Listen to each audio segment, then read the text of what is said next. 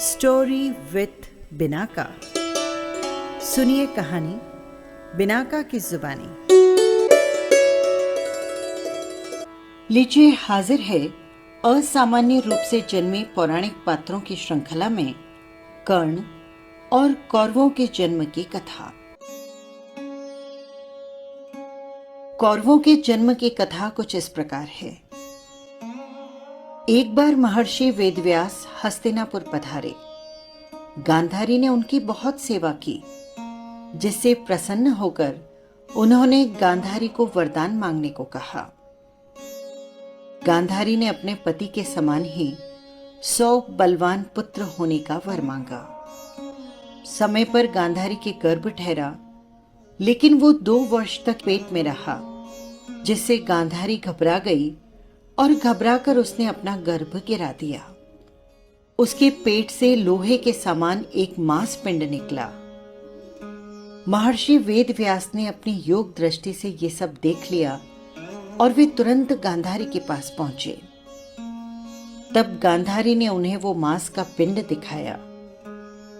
महर्षि वेदव्यास ने गांधारी से कहा कि तुम जल्दी से 101 कुंड बनवाकर उन्हें घी से भर दो और उसके बाद किसी सुरक्षित स्थान पर इनकी रक्षा का प्रबंध करवाकर इस मांस पिंड पर जल छिड़को। जल छिड़कने पर उस मांस के 101 टुकड़े हो जाएंगे। कुंती ने व्यास जी के कहे अनुसार मांस पिंड के 101 टुकड़ों को घी के भरे कुंड में डाल दिया। तब वेदव्यास ने कहा कि अब इन कुंडों को 2 साल बाद ही खोलना। इतना कहकर महर्षि वेदव्यास तपस्या करने के लिए हिमालय पर चले गए। समय आने पर उन्हीं मांस पिंडों से पहले दुर्योधन और बाद में गांधारी के 99 पुत्र और एक कन्या उत्पन्न हुई। आइए सुनते हैं अब कर्ण के जन्म की कथा। कर्ण का जन्म कुंती को मिले एक वरदान के कारण हुआ। जब कुंती कुंवारी थी, तब एक बार दुर्वासा ऋषि उनके पिता के महल में पधारे। कुंती ने पूरे 1 वर्ष तक ऋषि की बहुत अच्छे से सेवा की। कुंती के सेवा भाव से प्रसन्न होकर उन्होंने अपनी दिव्य दृष्टि से ये देखा कि पांडु से उसे कोई संतान नहीं हो सकेगी।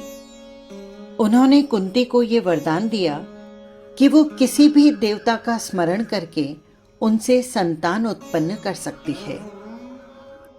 एक दिन उत्सुकतावश कुंवारेपन में ही कुंती ने सूर्य देव का ध्यान किया।